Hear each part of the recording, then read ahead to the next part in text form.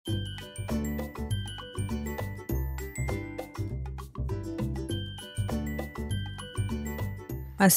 আলাইকুম, সবাই কেমন আছেন? আশা রাখছি কাছে এবং দূরে, দেশ এবং দেশের বাইরে যে যেখান থেকে আমার আজকের ভিডিওটি দেখছেন, আল্লাহর রহমতে অনেক বেশি ভালো আছেন, সুস্থ আছেন। আমরা আলহামদুলিল্লাহ ভালো আছি। আজকে নতুন আরেকটি ভিডিও নিয়ে চলে আসলাম। আজকের ভিডিওটি আপনাদের সাথে শেয়ার করছি, সেটা হলো আমার বাহিরের যে কাঁচা কিচেন আছে, এটাকে আমরা বলি রান্নাঘর বা পাকের ঘর, যে যেটাই বলেন, সেটা আজকে আমি কিভাবে করি, নসুনি দিই, সেটাই আপনাদের সাথে শেয়ার করব। এটা আমাদের রান্না করা হয়েছিল, মেহমান আসছিল আমার, সেজন্য এখন আবার এটাকে আমি সুন্দর করে লেপে এরপরে রেখে দিব। তো ভাবলাম যে আমি যেভাবে এটাকে আমি লেপে নিই সেটা আপনাদের সাথে একটু শেয়ার করি।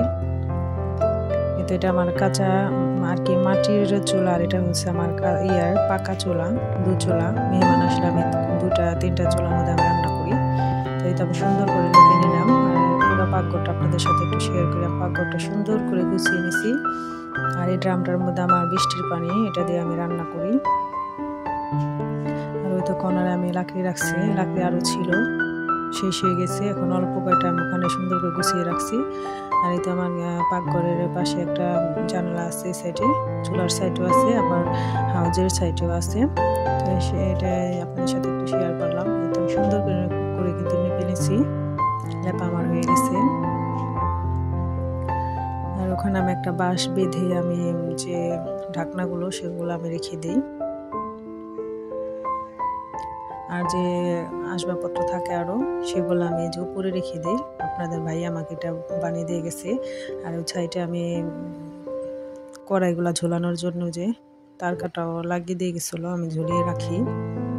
এত সুন্দরভাবে আমার বাইরের পাকঘরটা গোছানো হয়ে গেছে। এরপর আমি কিচেনে এসে আমি রান্না করছি, সেটা আপনাদের সাথে শেয়ার করি নাই, কারণ শেয়ার করলে দেখা গেছে ভিডিওটা অনেক বড় হয়ে যায়। এতে চিংড়ি মাছ ভাজি বোনা, আর এখানে আমি মুগ ডাল দিয়ে মাথা দিয়ে রান্না করছি, বড় মাছের মাথা দিয়ে। আর একটা মাছ ছিল, মাছের লেজাটা আমি খুব সুন্দর করে ভেজে দিছি আমার ছেলেকে। এখন আমরা মা ছেলে খেয়ে দিব। এ পর্যন্ত যারা আমার ভিডিওটি ধৈর্য সহকারে দেখতেছেন, প্লিজ একটা লাইক দিয়ে দিবেন। আর যারা আজকে নতুন আমার ভিডিওটি দেখতেছেন, একটু হলে যদি ভালো লেগে যায় তাহলে সাবস্ক্রাইব করে আমার পাশে থেকে যাবেন। আর যারা সাবস্ক্রাইব করে আমার পাশে আছেন তাদেরকে জানাই অসংখ্য ধন্যবাদ। এভাবে আমার পাশে থাকবেন, আমাকে সাপোর্ট করবেন। আর আমাদের এখানে বিদ্যুতের অনেক সমস্যা হয়েছিল, সেই কারণে ভিডিও কদিন দিতে পারি নাই, অনেক বিরক্ত লাগছিল। কারণ কি বলবো, অনেকই সমস্যা হয়েছে আমাদের এখানে। মাশাআল্লাহ আজকে একটু ভালো, এই জন্য ভাবলাম আজকে একটু ভিডিও ছাড়ি, সেই জন্য একটু ভিডিও ছাড়লাম। মাছের এখন খেয়ে একটু রেস্ট নিয়ে এরপরে চলে আসছি আবার বিকেলে আসরের নামাজ পড়ে এরপরে চলে আসছি।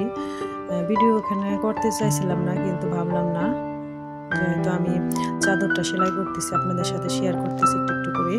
পুরো চাদরটা সেলানো হয়ে গেলে যেহেতু আপনাদের সাথে শেয়ার করবো, সেই জন্য আমি 2টা বালিশের কাভার, একটা বড় ফুল বালিশের কাভার, একটা ছোট ফুল বালিশের কাভার আমি নিজে বানিয়ে নিলাম। আমার নিজের দর্জি কাজ আমি নিজেই করি, আমার ড্রেসগুলো আমি নিজেই বানিয়ে নিই। আর এই তো এই কাভারটাও আমি নিজের হাতে বানিয়েছি।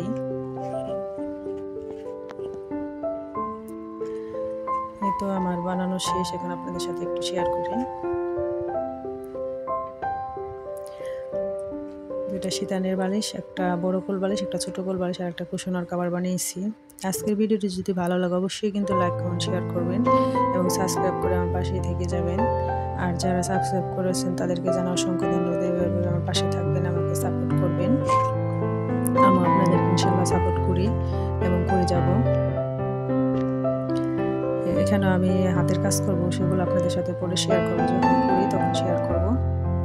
তবে সবাই অনেক বেশি ভালো থাকবেন, সুস্থ থাকবেন, আর আমার জন্য দোয়া করবেন। আমি আপনাদের জন্য দোয়া করি। আল্লাহ হাফেজ, আসসালামু আলাইকুম।